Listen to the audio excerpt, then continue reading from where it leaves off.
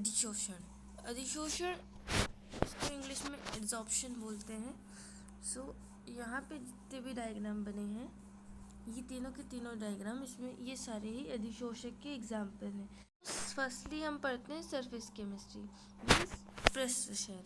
सो रसायन विज्ञान की वह शाखा जिसमें पृष्ठ पर होने वाली सभी रासायनिक घटनाओं का अध्ययन किया जाता है पृष्ठ रसायन कहलाती है। इट मीन्स कि मान लीजिए कोई भी ठोस पदार्थ है, ठोस पदार्थ की हर पदार्थ की एक सतह होती है, तो इसकी मान लीजिए ये सतह है। अब इसकी सतह पर जो भी घटनाएं होंगी वो सारी पृष्ठ रसायन के अंदर आएंगी। इस इंग्लिश में सरफेस केमिस्ट्री कहते हैं। इसके बाद आगे चलते हैं अधिशोषण। सो अधिशोषण क्या है? अधिशोषण किसी गैस, द्रव या घुले हुए ठोस के परमाणुओं, आयनों, जैवाणुओं या अणुओं का किसी सतह यानी कि सरफेस से चिपकना अधिशोषण कहलाता है। सो ये कहना चाहता है कि मान लीजिए कोई भी ठोस पदार्थ है, कोई भी द्रव पदार्थ है, कोई भी गैस पदार्थ है, वैसे गैस के बीच में अधिशोषण नहीं होता है। सो नॉर्मली हम यहाँ पे एक ठोस पदार्थ ले लेते हैं। ठोस पदार्थ की ये सतह है।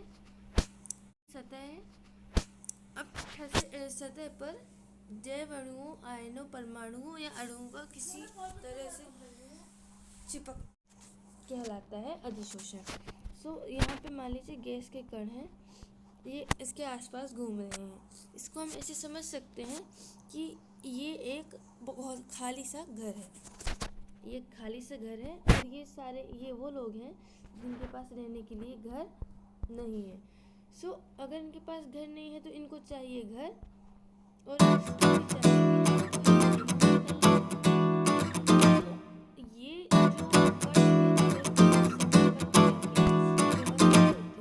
तो ये प्रक्रम कहलाता है अधिशोषण।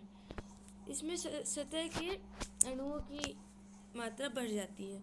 सो इस पॉइंट में कह रहा है कि मान लीजिए जो भी कण यहाँ पर आए, सतह पर आए, तो सतह में कण आने के कारण सतह पर मतलब कि किसी भी पदार्थ की सरफेस पर जो कण होंगी उनकी मात्रा बढ़ जाएगी, मतलब उनकी संख्या बढ़ जाएगी। संख्या की अधिशोषण जो क्रिया होती है उसमें मेनली 2 टाइप्स के घटक होते हैं। सो फर्स्ट है अधिशोषी, इसको हम इंग्लिश में एड्सॉर्बेट बोलते हैं। तो क्या होता है अधिशोष? वे पदार्थ जो कि पृष्ठ पर स्थित होते हैं अधिशोषी कहलाते हैं। और 2 substances which remain on the surface are called absorbate. So इसे भी हम एग्जाम्पल से आसानी से समझ पाएंगे।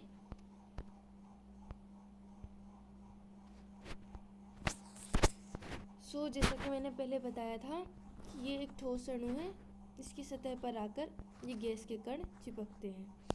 तो जो कण पृष्ठ पर स्थित होते हैं यानी कि जो कण आकर चिपकते हैं उनको क्या बोलते हैं? अधिशोषीय बोलते हैं। समझ में आया? सो अब अधिशोषक क्या है? तो हमने अभी पिछले ही टॉपिक पे पढ़ा कि कोई पदार्थ जो है ठोस है, उसकी सतह पर गैस के अणु आते हैं, तो ये प्रक्रिया तो अधिशोषण कहलाती है। एड्सॉर्प्शन के पदार्थ जिसकी पृष्ठ पर अधिशोषण की प्रक्रिया होती है, वे पदार्थ जिसके पृष्ठ पर let me change the pen. So वे पदार्थ जिनके पृष्ठ पर अधिशोषण की क्रिया होती है अधिशोषक कहलाते हैं। सो नेक्स्ट टॉपिक है अधिशोषण के उदाहरण। सो अधिशोषण एग्जाम्पल ऑफ एड्सॉर्प्शन। तो फर्स्ट एग्जाम्पल है चारकोल द्वारा मिथाइल ब्लू का अधिशोषण। सो अपने कोर्स में इतना डीपली तो नहीं है, बट फिर भी मैं जानकारी के लिए बता देती हूँ कि ये होता कैसे है। यहाँ पे मिथाइल ब्लू है तो हम ब्लू ले लेते हैं। ये है एक बीकर। अब बीकर में वाटर है, नॉर्मली वाटर है। तो ये जो वाटर है दिख नहीं रहा है, इसको हम वे नहीं ले लेते हैं। ये जो वाटर है वो क्लीन है, मतलब कि साफ है। अब हमने इसके अंदर क्या डाला? मिथाइल ब्लू डाला।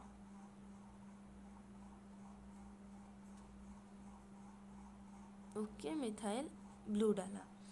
सो मिथाइल ब्लू डालने के बाद ये जो है इसका कलर जो हो गया वो ब्लू हो गया। ओके, सो ये कलर जो है ब्लू हो गया।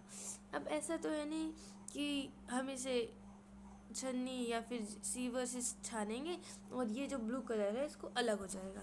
अब मान लीजिए हमें इसका ब्लू कलर जो है उसको हटाना है या अलग करना है, तो उसके लिए हम क्या करेंगे, इसके अंदर हम वेट लेट मी कलर इसके अंदर हम चारकोल के टुकड़े डालेंगे। ओके, अब चारकोल के टुकड़े डालने के बाद इसको एक ग्लास रॉड की सहायता से हिलाएंगे जिससे कि ये पूरा विलियन में मिल जाए। सो विलियन में मिलने के बाद आपको जो मिलेगा वो पहले ये था मिथाइल ब्लू के कारण ब्लू कलर का था, मिथाइल ब्लू के कारण ब्लू कलर का था। बट अब जब हम उसका यूज़ करके मीन्स चारकोल का यूज़ करके इसको लेंगे तो इसका जो कलर होगा वो पहले की तरह क्लियर हो जाएगा। मान लीजिए ये क्लियर है, सो ये क्लियर हमें वापस मिल जाएगा। इसको एक छन्नी की सहायता से, जिससे कि हम कह सकते हैं जिसे हम चाय छानते हैं उसका उपयोग भी कर सकते हैं, तो इसकी सहायता से यहाँ से जो वाटर है ये वाला वाटर ये यहाँ से छानेंगे तो इसके ऊपर ऊपर चारकोल के जो पार्टिकल्स है वो इकट्ठा हो जाएंगे और जो नीचे वाटर आएगा वो क्लीन आएगा। सो आई होप आप समझ गए होंगे। बट और ये जो पदार्थ होगा, ये जो चारकोल होगा, इसकी सतह पर ब्लू कलर का मिथाइल ब्लू अधिशोषित हो जाएगा।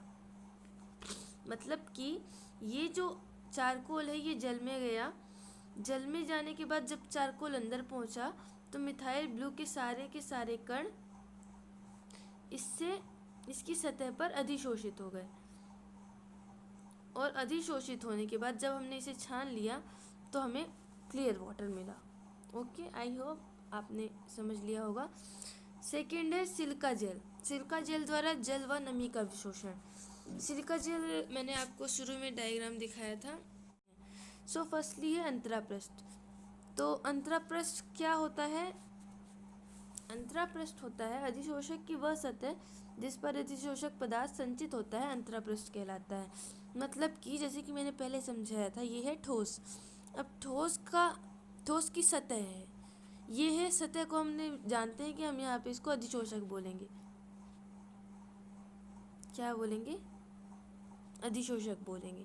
अब अधिशोषक की सतह पर ये जो कण आते हैं उनको हम अधिशोषक बोलते हैं। मान लीजिए ये कण आए हैं, तो अधिशोषक की सतह पर जो कण आते हैं उनको अधिशोष्य बोलते हैं। अब अधिशोषक की सतह पर भी जिस सतह पर अधिशोषक की तो पूरी सतह होती है, पर ऐसा तो है नहीं कि पदार्थ पूरी सतह पर संचित होगा, वो एक जगह ही संचित होगा। तो जिस जगह वो संचित होता है उस जगह को बोलते हैं अंतरापृष्ठ या फिर इंटरफेशियल सरफेस। तो इसको हम इंग्लिश में भी एक बार पढ़ लेते हैं। That the surface of the absorbent on which the absorbent is accumulated. Wait शायद यहाँ पे मिस प्रिंट है, सो यहाँ पे आएगा the surface of the absorbent on which the absorbent. यहाँ पे सॉरी मिस टाइप हो गया,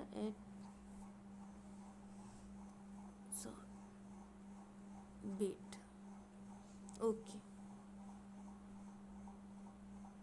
एब्जॉर्बेट इज एक्यूमुलेटेड यानी कि इकट्ठा होता है, इकट्ठा होता है, इंटरफेशियल सरफेस कहलाता है। सो आई होप ये टॉपिक आपको समझ आया होगा। नेक्स्ट टॉपिक है विशोषण। तो विशोषण क्या होता है? विशोषण होता है अधिशोषित पदार्थ को पृष्ठ से हटाना जिस पर वह अधिशोषित है, विशोषण कहलाता है। सो हम इसको इजली ऐसे समझ सकते हैं कि जो अपने ठोस लिया था उसकी सतह पर जो अधिशोषण की प्रक्रिया हुई थी, तो उसको ताप देकर या कोई भी ऊष्मा के रूप में देकर ये जो कण है इसको वापस पहले जैसे कर दिया जाता है। इसको हमने ताप दिया यहाँ से, तो ताप देने के बाद ये इस स्थिति में आ गए, ये जो कण है वापस अलग अलग हो गए। तो अलग अलग होने की ये जो प्रक्रिया है इसे ही कहते हैं विशोषण। सो